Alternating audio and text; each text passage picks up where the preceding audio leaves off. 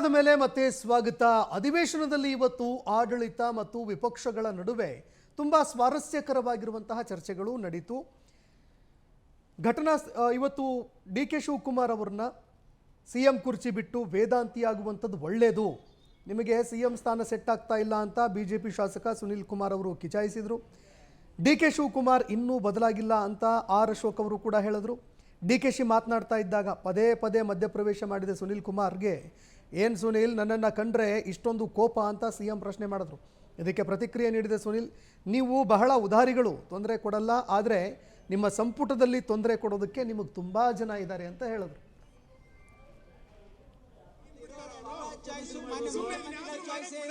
ಬಿಡದಿ ಪಾಪ ಅವ್ರು ಹಾಕಿದ್ರಲ್ಲ ಫೌಂಡೇಶನ್, ನಮ್ಮ ದೇವೇಗೌಡರು ಹಾಕಿದ್ರಲ್ಲ nice. We will not leave it, we will continued it. ಏನೋ ತಪ್ಪಾಗಿದೆ, ಲೆಟ್ ಅಸ್ ರೆಕ್ಟಿಫೈಡ್. ಸೊ ಹಂಗೆ ನಾವು ಈ ಸಂದರ್ಭ ನೋಡಿ, ನಮ್ಮ ಸುನಿಲ್ ಅಣ್ಣ ನಗ್ತಾವನೆ. ನಗ್ಬೇಡಪ್ಪ ನೀನು ಭಯ ಆಗ್ತದೆ. ನಿಮ್ಮ ಆಲೋಚನೆಗಳೆಲ್ಲ ನೋಡಿ ಖುಷಿಯಾಗಿ ಇದನ್ನ ಯಾವ್ದನ್ನು ಮಾಡಕ್ಕೆ ನಿಮ್ ಪಾರ್ಟಿಯವ್ರು ಬಿಡಲ್ಲ ನಿಮ್ಮನ್ನ. ನಿಮಗೆ ಇದು ಅರ್ಥ ಆಗ್ತಾ ಇಲ್ಲ, ಇಷ್ಟೆಲ್ಲ ಅರ್ಥ ಮಾಡ್ಕೊಂಡಿರೋ ಅದೊಂದು ಯಾಕೆ ಅರ್ಥ ಆಗ್ತಿಲ್ಲ ನಿಮಗೆ? ಹಂಗಾಗಿ ಇದು ಆಗಲ್ಲ. ನಿಮಗೆ ಮಂತ್ರಿಮಂಡಲ ಮಾಡ್ಲಿಕ್ಕೆ ನಿಮ್ ಹೈಕಮಾಂಡ್ ನಿಮಗೆ ಬಿಡ್ಲಿಲ್ಲ. ನಿಮ್ ಚಾಯ್ಸ್ ಎಲ್ಲಿದೆ ಹೈಕಮಾಂಡ್? ನಿಮ್ ಮಂತ್ರಿಮಂಡಲದಲ್ಲಿ ನಿಮ್ ಚಾಯ್ಸ್ ಯಾವ್ದು ಹೇಳಿ ನೋಡಿ. ಹೈಕಮಾಂಡ್ ಯಾವ್ದನ್ನು ನಿಮ್ಗೆ ಕೇಳೇ ಇಲ್ಲ, ಪಟ್ಟಿ ಅವರೇ ಕಳಿಸಿರೋದು, ನಿಮ್ಗೆ ಯಾವ್ದು ಚಾಯ್ಸ್ ಇಲ್ಲ. ಇದನ್ನೆಲ್ಲ ಮಾಡಕ್ ನಿಮ್ಗೆ ಬಿಡ್ತಾರ ಮಾನ್ಯ ಮುಖ್ಯಮಂತ್ರಿಗಳ ರೆಕಾರ್ಡಿಂಗ್ ಹೋಗುತ್ತೆ ಅಷ್ಟೇ, ಇನ್ಯಾವುದು ಆಗಲ್ಲ. ಗೊತ್ತಿದೆ ನಮಗೆ. ಆಯ್ತು, ನೀವು ಬಹಳ ಉದಾರಿಗಳು, ತೊಂದರೆ ಕೊಡಲ್ಲ. ನಿಮ್ ಕ್ಯಾಬಿನೆಟ್ ಅಲ್ಲಿ ತೊಂದರೆ ಕೊಡ್ಲಿಕ್ಕೆ ತುಂಬಾ ಜನ ಇದಾರೆ ಅಷ್ಟೇ, ಇನ್ನೇನಲ್ಲ. ಈಗ ಎಷ್ಟು ಜನರ ಮೇಲೆ ನಮ್ಮಲ್ಲೆಲ್ಲ ಕೇಸ್ ಆಗಿದೆ ಅಂತ ಗೊತ್ತಿದೆಯಲ್ಲ. ಈಗ ಚರ್ಚೆ ಬೇಡ, ಚರ್ಚೆ ವಿಷಯ ಬೇರೆ ಇದೆ.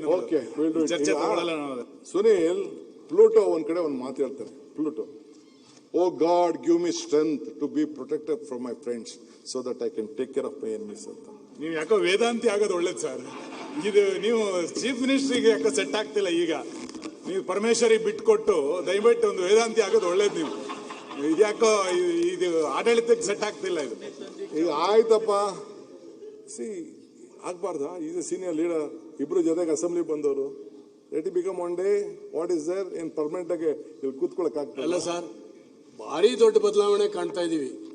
ಶಿವಕುಮಾರ್, ಈಗಿನ ಶಿವಕುಮಾರ್ ಬೇರೆ, ಮುಖ್ಯಮಂತ್ರಿ ಆಗೋಕ್ಕಿಂತ ಮೊದಲಿನ ಶಿವಕುಮಾರ್ ಬೇರೆ. ಇದ್ರ ಟೆಕ್ನಿಕ್ ಹೆಂಗೆ ಇದು ಎಲ್ಲ, ಈ ಬದಲಾವಣೆಯ ಹಿಕ್ಮತ್ ಹೇಗೆ ಅಂತ ಹೇಳಿ ದಯವಿಟ್ಟು ನಮ್ಗೆಲ್ಲ ಹೇಳಿ.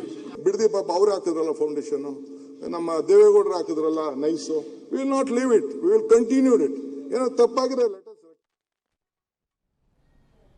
ಓಕೆ, ಕೆಲವು ಸ್ವಾರಸ್ಯಕರ ಚರ್ಚೆಗಳಾಯಿತು ಸರ್ ಇವತ್ತು. ಏನು ಅನಿಸ್ತು ಸರ್ ಇದನ್ನು ನೋಡಿದ್ರೆ ಇವತ್ತು?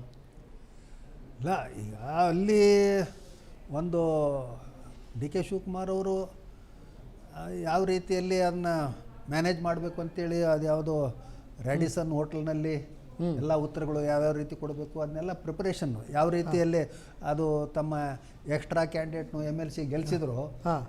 ಇದಕ್ಕೆ ರಿಸಾರ್ಟಿಗೆ ಕರ್ಕೊಂಡು ಹೋಗಿ ಎಲ್ಲರಿಗೂ ಮಾರ್ಕ್ ಡ್ರಿಲ್ ಮಾಡಿಸಿ ಎಲ್ಲ ರೆಡಿ ಮಾಡ್ಕೊಂಡು ಬಂದಿದ್ರು. ಅದೇ ಥರ ಸೆಷನ್ನಲ್ಲಿ ಯಾವ ರೀತಿ ನಾನೊಬ್ಬನ ಮೇಲೆ ಹಾಕಬೇಡಿ, ಎಲ್ಲರೂ ಉತ್ತರ ಕೊಡಬೇಕು ಅಂತ ಹೇಳಿದ್ರೆ ಪರಮೇಶ್ವರ್ ಅವರು ತುಂಬ ಇನ್ವಾಲ್ವ್ ಆಗಿದ್ದಾರೆ ಇದರೊಳಗಡೆ.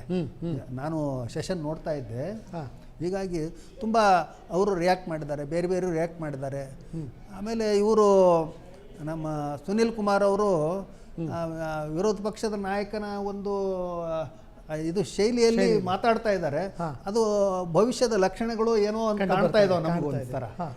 ಅದು ಅವರ ಒಂದು ಅಭಿಲಾಷೆನೂ ಇರ್ಬೋದು, ಆಕಾಂಕ್ಷೆನೂ ಇರ್ಬೋದು. ಮತ್ತು ಬದಲಾವಣೆ ಎಲ್ಲ ಸುದ್ದಿ ಕೇಳ್ತಾ ಇದ್ದೀವಲ್ಲ ಸಾಕಷ್ಟು ರಾಜ್ಯದಲ್ಲಿ, ಕೇಂದ್ರದಲ್ಲಿ ಇಲ್ಲ BJPಯಲ್ಲಿ ಬದಲಾವಣೆಗಳು ಅಂತೇಳಿ. ಅದು ಎಲ್ಲ ಆದರೂ ಆಗ್ಬೋದು. ಅದಕ್ಕೆ ಅವರು ಸ್ವಲ್ಪ ಇನಿಷಿಯೇಷನ್ ತೊಗೊಂಡು ತುಂಬ ದಿವಸಗಳಿಂದ ಮಾತಾಡ್ತಾ ಇದ್ದಾರೆ ಅವರು, ಸುನಿಲ್ ಕುಮಾರ್ ಅವರು. ಆಮೇಲೆ ಇವರು ಡಿ.ಕೆ. ಶಿವಕುಮಾರ್ ಅವರು ಮಾತುಗಳು ಏನಿದ್ದಾವೆ, ಅವರು ಕೃತಿ ಮತ್ತು ಮಾತು ಎರಡೂ ಏನಂತ ಹೇಳಿದ್ರಪ್ಪ ಅಂದರೆ ಅದು ತಾಳೆ ಆಗಬೇಕಂತ. ತಾಳೆ ಆಗಬೇಕು. ಹೌದಾ, ಪ್ಲೇಟೋನ್ನು ಉದಾಹರಿಸ್ತಾರೆ ಪಾಪ ಅವರು. ಅಲ್ಲೇ ಉಡುಪಿಗೆ ಹೋಗಿಬಿಟ್ಟು ಸಂಸ್ಕೃತ ಶ್ಲೋಕ ಹೇಳ್ತಾರೆ ಉಡುಪಿ ಮಠದಲ್ಲಿ, ಎಲ್ಲ ಮಾಡ್ತಾರೆ, ಇಲ್ಲ ಅಂತೇನಿಲ್ಲ. ಅದೆಲ್ಲ ಬೇಕು ಒಬ್ಬ ರಾಜಕಾರಣಿಗೆ. ಆದರೆ ಕೃತಿಯಲ್ಲಿ ಏನಿದೆ ಅಂತಕ್ಕಂಥದ್ದು, ಯಾವ ರೀತಿಯಲ್ಲಿ ಕೃತಿಯಲ್ಲಿದೆ, ಇವತ್ತು ಯಾವ ರೀತಿ ಜನರಿಗೆ ಏನಂತ ಹೇಳಿದ್ರೆ ಸಿಗ್ತಾ ಇದೆ. ಈಗ ಬರಗಾಲ ಬಿದ್ದಿದೆ, ಬರಗಾಲದ ಬಗ್ಗೆ ಏನು ಮಾಡ್ತಾ ಇದ್ದಾರೆ ಅಂತಕ್ಕಂಥದ್ದು ಬೇಕು ನಮಗೆ. ಹೌದು, ಜನರಿಗೆ ಯಾವ ರೀತಿಯಲ್ಲಿ ಎಷ್ಟು ತಾಲೂಕುಗಳಲ್ಲಿ ಬರ ಇದೆ, ರಾಜ್ಯದ ಒಂದು ಜವಾಬ್ದಾರಿ ಏನಿದೆ, ಅದರ ಬಗ್ಗೆ ರೈತರಿಗೆ ಯಾವ ರೀತಿ ಸ್ಪಂದನೆ ಮಾಡ್ತಾ ಇದ್ದಾರೆ, ಅದು ಇವತ್ತು ಜನರು ಕೇಳ್ತಕ್ಕಂಥದ್ದು. ಅದಕ್ಕೆ ವಿವೇಕಾನಂದ ಅವ್ರು ಏನು ಹೇಳಿದ್ರು, ಹಸಿದವನಿಗೆ ಧರ್ಮ ಬೋಧನೆ ಮಾಡ್ತಕ್ಕಂಥದ್ದು ಮಹಾಪಾಪ ಅಂತ. ಹಾಂ, ಅವ್ರಿಗೆ ಇಮಿಡಿಯೇಟ್ಲಿ ಅವನಿಗೆ ಅನ್ನ ಕೊಡಬೇಕು, ಹೌದು. ಅನ್ನವೇ ಅವನಿಗೆ ದೇವರು ಅಂತ. ಹೌದು. ಇವತ್ತು ನೀವು ಅಲ್ಲಿ ಕೂತಿದ್ದು ಕೂಡಿಸಿರೋದು ಜನ ಏನು ಅಂತ ಹೇಳಿದ್ರೆ ಅವರ ಸಮಸ್ಯೆಗಳನ್ನು ಬಗೆಹರಿಸಲಿಕ್ಕೆ. ಆಯ್ತು, ಒಳ್ಳೊಳ್ಳೆ ಮಾತಾಡಿ ಯಾವುದೋ ಒಂದು ಯೂನಿವರ್ಸಿಟಿಯಲ್ಲಿ ನಿಮ್ಮನ್ನು ಕರೆದಾಗ ಒಳ್ಳೆ ಸ್ಪೀಚ್ ಕೊಡಿ, ಹೌದಾ, ಅದಕ್ಕೇನು ಅಭ್ಯಂತರ ಇಲ್ಲ. ಆದರೆ ಅಲ್ಲಿ ಚರ್ಚೆ ಆಗಬೇಕಾಗಿದ್ದೇನಂತ ಹೇಳಿದರೆ ಜ್ವಲಂತ ಸಮಸ್ಯೆಗಳ ಬಗ್ಗೆ, ಜನರ ಸಮಸ್ಯೆಗಳ ಬಗ್ಗೆ. ಇವತ್ತು ರೈತರ ಸಮಸ್ಯೆ ಇದೆ, ಇವತ್ತು KPSC ಸಮಸ್ಯೆ ಇದೆ. ಅದು ಅವರು ವಿರೋಧ ಪಕ್ಷದವರು ವಿಚಾರ ಮಾಡಬೇಕು. ಯಾಕ್ರಿ ನೀವು ಏನಂತ ಹೇಳಿದ್ರಪ್ಪ ಅಂದರೆ ಸರಿಯಾದ ರೀತಿಯಿಂದ ಫೈಟ್ ಮಾಡಲಿಲ್ಲ KPSC ಅಧ್ಯಕ್ಷರ ಒಂದು ಕೇಸ್ನಲ್ಲಿ ಕೇಳಬೇಕಾಗಿತ್ತಲ್ಲ. ಹೌದು. ಆದರೆ ಅದು ಅವರು ರ್ಯಾಂಡಮ್ ಆಗಿ ಏನೋ ಕೇಳ್ತಾ ಇದ್ದಾರೆ ಅಷ್ಟೇ ಅಂತ ನನಗನ್ಸೋದು. ಅದನ್ನು ಸರಿಯಾದ ರೀತಿಯಿಂದ ಪ್ರಶ್ನೆ ಹಾಕಿ ಇವತ್ತಿದು ಈ ಥರ ಆಗಬೇಕು ಅಂತಂದು ಅವರು ಒಂದು ಸದನದ ಮುಂದೆ ಇಡಬೇಕು. BJP ಅವರು ಯಾವ ರೀತಿಯಲ್ಲಿ ಅದನ್ನು ಬದಲಾವಣೆ ಮಾಡಬೇಕು ಅಂತಕ್ಕಂಥದ್ದು. ಈಗ ಹೇಗೆ ಅಲ್ಲಿ ಹನೂರಿನಲ್ಲಿ ಒಂದು ಇದನ್ನು ಸತ್ಯಶೋಧನಾ ಸಮಿತಿ ಅಂತ ಮಾಡಿದ್ದಾರೆ, ಆಯಿತು, ಇಲ್ಲಿನೂ ಒಂದು ಸತ್ಯಶೋಧನಾ ಸಮಿತಿ ಮಾಡಿ. ಯುವಕರು ಏನಪ್ಪ ಅಂದರೆ ಇವತ್ತು ತಲೆ ಕೆಟ್ಟು ಹೋಗಿಬಿಟ್ಟಿದೆ ಅವರಿಗೆ. ಒಂಥರ ಇದು ರಾಜಕೀಯ ಹೆರಾಸ್ಮೆಂಟ್, ಇದು ಭ್ರಷ್ಟಾಚಾರದ ಹೆರಾಸ್ಮೆಂಟು, ಆಮೇಲೆ ಏನಂತ ಅಧಿಕಾರಶಾಹಿ ಹೆರಾಸ್ಮೆಂಟು, ಎಂಥ ಹರಾಸ್ಮೆಂಟ್ಗಳು ನಡುವೆ ಕ್ವಶನ್ ಎಲ್ಲವನ್ನೂ ಫೇಸ್ ಮಾಡಬೇಕಾಗಿದೆ ಅವರು.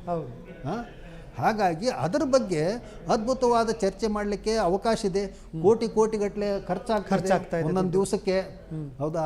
ಅದಕ್ಕೆ ಅವನ್ನೆಲ್ಲ ಏನಂತಾರೆ ಜ್ವಲಂತ ಸಮಸ್ಯೆಗಳ ಬಗ್ಗೆ ವಿರೋಧ ಪಕ್ಷ ಇರ್ಬೋದು, ಆಮೇಲೆ ಕಾಂಗ್ರೆಸ್ ಇರ್ಬೋದು, ಮತ್ತು ಶಿವಕುಮಾರ್ ಅವರು ವಿಶೇಷವಾಗಿ ಅದನ್ನು ಏನಪ್ಪ ಅಂದ್ರೆ ಹೇಳಿ. ಆದರೆ ಒಂದು ಮಾತು ಇವತ್ತು ನನಗೆ ಏನು ಬಹಳ ಆಕರ್ಷಕ ಅನಿಸ್ತು. ಯಾರ್ದು ಸುನೀಲ್ ಕುಮಾರ್ ಅವರಿಗೂ ಯಾರಿಗೂ ಉತ್ತರ ಕೊಡಬೇಕಾದ್ರೆ ಪರಮೇಶ್ವರ್ ಅವರು ಹೇಳಿದ್ದಾರೆ ಏನು ಅಂತ ಹೇಳಿದ್ರೆ, ಬರ ಬಿದ್ದಿದೆ, ಬರಗಾಲ, ಇದು ಹನೂರಿನ ಇದು ಏನು ಶೂಟೌಟ್ ಬಗ್ಗೆ ಮಾತಾಡ್ತಾ ಇರ್ಬೇಕಾದ್ರೆ ಅದು ಘರ್ಷಣೆ ನಡೆದಾಗ ಸಭಾತ್ಯಾಗ ಮಾಡ್ತಾರೆ.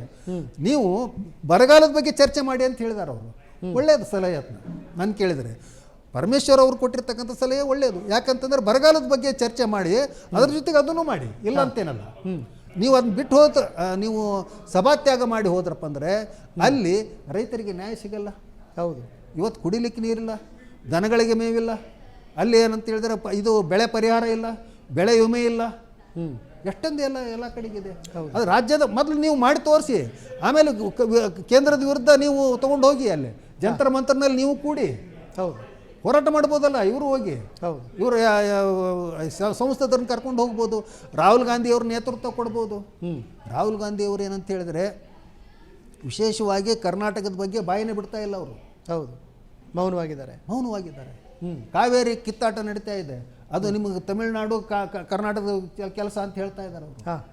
ನಿಮಗೆ ಬಿಟ್ಟಿದ್ದದು ಅಂತೇಳಿ ಇವರು ಯಾರ ಪರವಾಗಿ ನಿಲ್ತಾರೆ ಅಂತೇಳಿ ಅಂತಕ್ಕಂಥದ್ದು ಒಂದು ಸ್ಟೇಟ್ಮೆಂಟ್ ಕೊಡಲಿ ಅವರು. ಕರ್ನಾಟಕಕ್ಕೆ ಅನ್ಯಾಯ ಆಗಬಾರ್ದು, ಕನ್ನಡಿಗರಿಗೆ ಅನ್ಯಾಯ ಆಗಬಾರ್ದು. ಯಾಕಂತಂದ್ರಪ್ಪ ಅಂದ್ರೆ ಇಷ್ಟೊಂದು ಸೀಟ್ಗಳನ್ನು ಗೆಲ್ಲಿಸಿ ಅವರು ಸರ್ಕಾರವನ್ನು ತಂದುಕೊಟ್ಟಿರ್ತಕ್ಕಂಥ ಕರ್ನಾಟಕಕ್ಕೆ, ಕರ್ನಾಟಕದ ಪರವಾಗಿ ರಾಹುಲ್ ಗಾಂಧಿ ಅವರು ಒಂದು ಮಾತು ಹೇಳಬೇಕು, ಒಂದು ಸ್ಟೇಟ್ಮೆಂಟ್ ಮಾಡಬೇಕು ಅವರು. ರಾಜಕೀಯ ಮಾಡಬಾರ್ದು.